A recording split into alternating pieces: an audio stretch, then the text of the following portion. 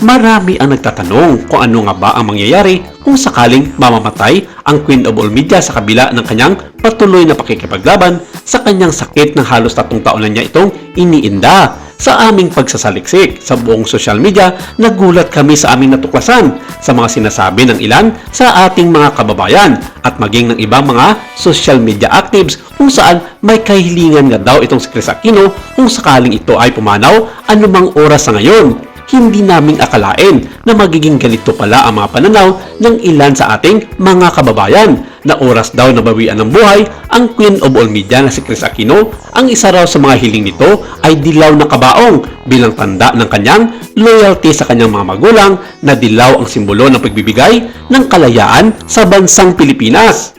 Pero gaano nga ba katotoo ito? Pwedeng hindi o pwedeng oo. Isa rin naman kasi sa mga kulay na nauuso sa mga kabao ngayon ay kulay dilaw at isa ito sa pinakamahal na ginagamit lamang ng mga mayayamang Pilipino sa tuwing pumanaw ang mga ito. At sa katunayan, kulay ginto na medyo dilaw ang kulay ng mga kabaong ginamit sa ilang mga sikat sa industriya at maging ng mga kilalang tao sa Pilipinas tulad na lamang ng yumaong superstar na si Nora Honor, ang namayapang may-ari ng Robinsons Group of Company na si the late John Gokongwei Jr. at ng marami pang iba. At dahil dito, walang imposible na totoo nga ang mga sinasabi ng iba na mangyaring dilaw na kabao nga ang gagamitin kung sakaling bumigay na ang katawan ng Queen of All Media sa kanyang malubhang kalagayan.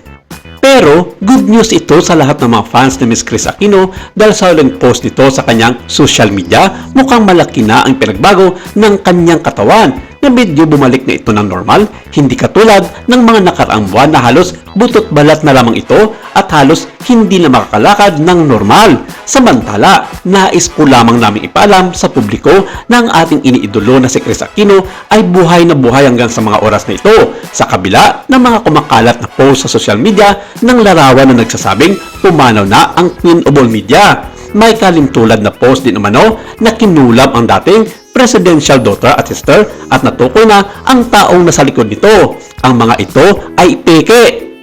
Inilathala noong May 11 ang maling post na nagtampok ng coolage ng mga larawan ni Kris kasama ang kanyang mga anak, kasama ang isang gawa-gawang quote na iniugnay ng nakababatang anak na si Bembi na nagsasabing, "Wala na si Mama." Huwag po tayong maniwala sa mga ito na hindi biniberipika ng pamilya ng yumao sa halip. Ipagdasal po natin ang mahal nating si Kris Aquino na daway bigyan siya ng kagalingan at mahaba pang buhay upang magampanan pa niya ang kanyang pagiging magulang sa dalawang nitong anak na sina Bembi at Josh.